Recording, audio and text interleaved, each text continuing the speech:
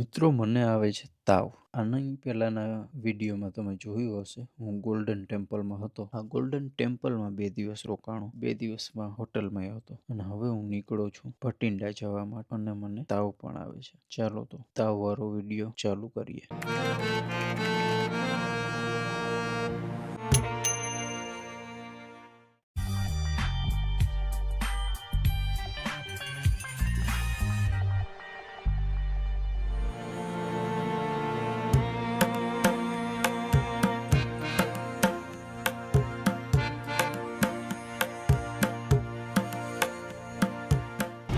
15 થી 16 કિલોમીટરની બાઇકમાં લિફ્ટ મળી અને ગામનું નામ છે આ તરણ સિટી. સરખું બોલાતું હોય કે નહીં બોલાતું હોય ખબર નથી. હવે ત્યાંથી જવાનું છે મારે હાઈવે પર. હજી આનો એક હાઈવે છે, એ જાય છે આ બાજુ. હવે એ સાઈડ હું જઈશ અને ત્યાંથી લિફ્ટ લેવાની ટ્રાય કરીશ ને આજે સાંજ સુધીમાં આપણે ક્યાં પહોંચીએ એ જોવાનું છે.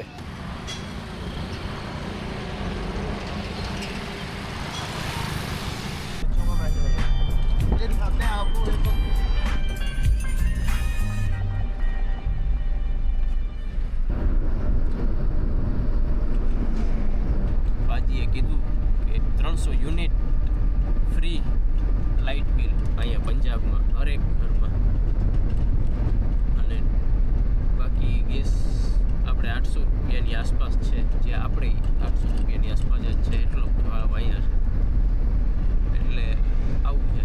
વધારે મને ખબર તો ન હોય કઈ રીતના હાલતું હોય શું હોય, પણ જરાક માણાના પેટનું થવાય ઓલ ઓવર જોવા જાય.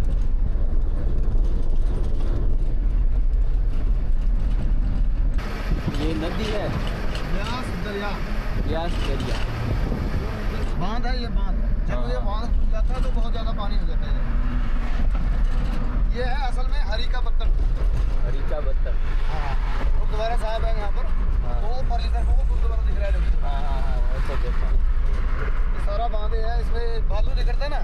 हाँ भालू तो समझते हो आप? हाँ बालू. हाँ, भालू निकलता है इधर से. हाँ कटका हो गया, बजरी हो गई, बठिंडा 121 किलोमीटर है यहाँ से. हाँ. Okay thank you sir. મેં બેગ નિકાલે બેગ રાખ્યું હતું આપણે અહીંયા આવી હાલતમાં, કાઢી લઉં. તો આ છોટા હાથીવાળા ભાઈએ આપણે અહીંયા ઉતાર્યા હતા. એ ભાઈ આમ ગયો સિટીમાં અને આ રોડ જાય છે હાઈવે ભટિંડાવાળો. તો હવે આપણે જવાનું છે ભટિંડા. થોડુંક હાલીને જવું પડશે. એ હાલી હાઈવે સુધી પહોંચી જાય અને ત્યાંથી પાછું આપણે આપણું કન્ટિન્યુ કરીએ હિચહાઇકિંગ. હાલો તો મળીએ આગળ. આ ગામમાં કયું નો આવી ગયો, ક્યારનો આવી ગયો, પણ એક લિફ્ટ નથી મળી. આ ગામ નથી, લગભગ સિટી છે, પણ હું સિટીની બહાર છું. અને આવી રીતના કંઈક આ સિટી છે. ઝૂમ કરીને જોઈ લીજો આ રિક્ષા કેવી છે. આવી રિક્ષા મેં તો પહેલી વાર જોઈ.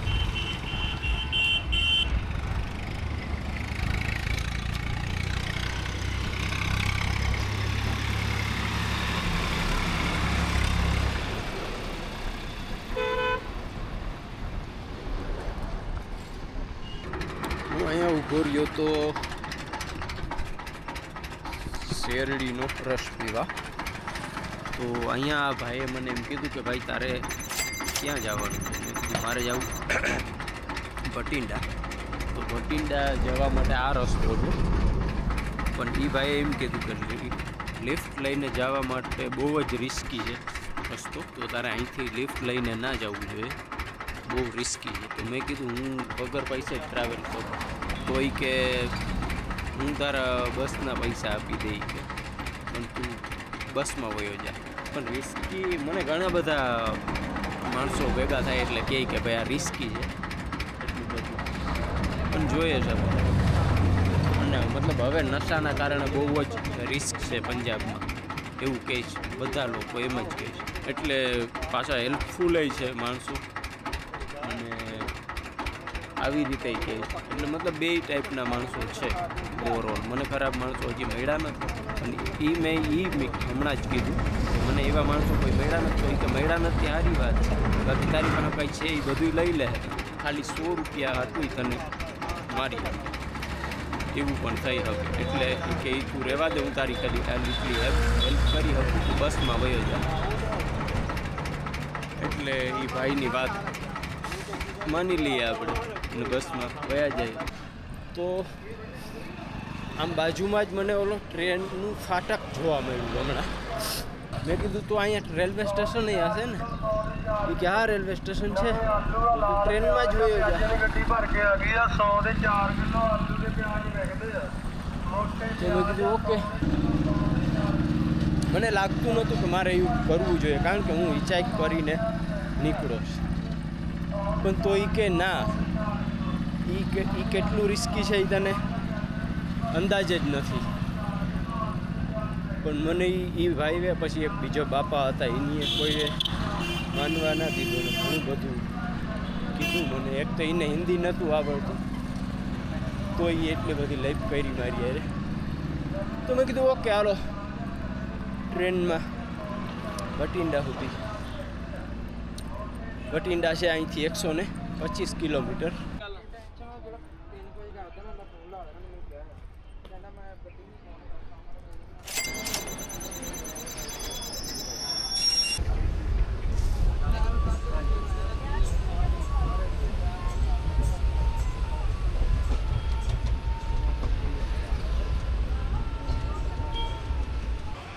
તો મિત્રો હું પહોંચી ગયો બઠિંડા. અહીંયાથી ક્યાં જાવ, શું કરવું એ હજુ મને કંઈ ખબર નથી. ખબર આપણે તાવ આવે એટલે આપણે કંઈ સમજાય નહીં શું કરવાનું છે.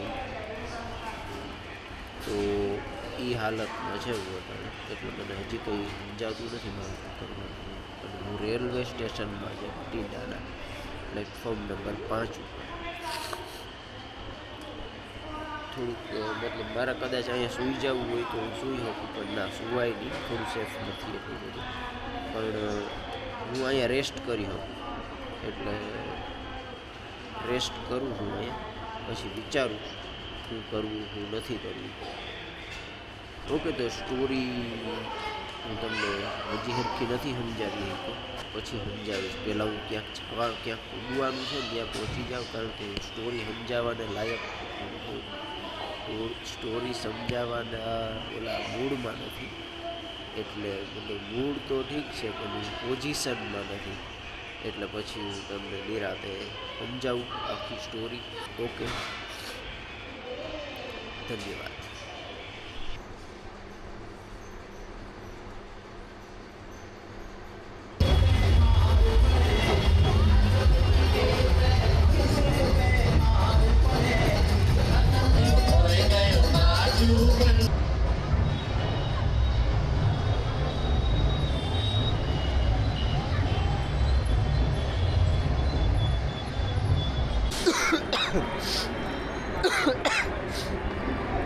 તો મિત્રો 1 કલાક 1.5 કલાક વિચાર કરી અને પછી એવો નિર્ણય લેવામાં આવ્યો કે હવે હું અહીંયા બઠિંડામાં તો મારે કંઈ કામ છે જ નહીં, અને મારે જોવું નથી બઠિંડા કેવું છે. મારે તો ખાલી ગામડું કોઈ વિલેજ એરિયા એ જોવું હતું, પણ એનું સેટિંગ ના આવ્યું. એટલે હવે મેં બઠિંડાથી ટિકિટ લઈ લીધી છે રાજસ્થાન જવાની. રાજસ્થાનમાં મારે જવાનું છે પુષ્કર. આ જે ટ્રેનમાં હું હમણાં જવાનો છું એ છે ટ્રેન 10 વાગે, અને એ પુષ્કર નથી જતી, એ મતલબ કે અજમેર નથી જતી. એ જાય છે ખાલી જયપુર સુધી. તો મેં જયપુરની ટિકિટ લીધી છે, અને એક ભાઈ ફોજીભાઈ મને હમણાં મળ્યો હતો, એને એ ટિકિટ લેવાની હતી રેવાડી સુધીની. તો એની અને મારી બેની ટિકિટ હું લેવા ગયો હતો ટિકિટ બારીએ, અને હવે હું જાઉં છું એની પાસે ટિકિટ લઈને.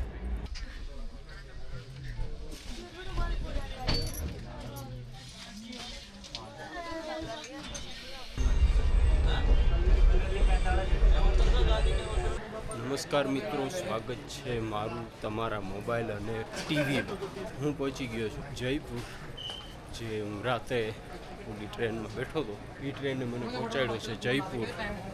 જયપુરથી જવું છે મારે પુષ્કર જવા માટે. મારે અજમેરની ટ્રેન પકડવી પડે પહેલાં, અને પુષ્કર અહીંથી છે 2 કલાક, અજમેર છે અહીંથી 2 કલાકનો રસ્તો. તો પહેલાં ટિકિટ વિન્ડો ગોતી લઈએ, ટિકિટ લઈ લઈએ, ટ્રેન ક્યારે છે એ પૂછી લઈએ, એ બધું કરી લઈએ, પછી આગળ મળીએ.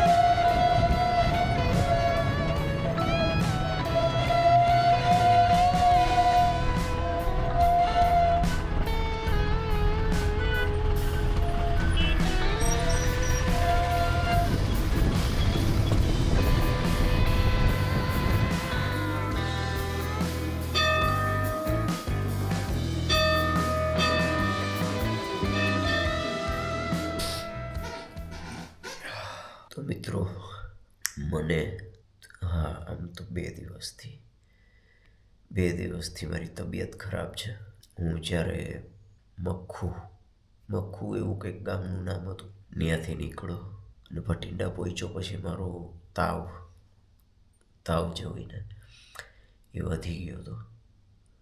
જો કે હજી વધેલું જ છે. સૂઈ જાઓ, ઓકે, જે હોય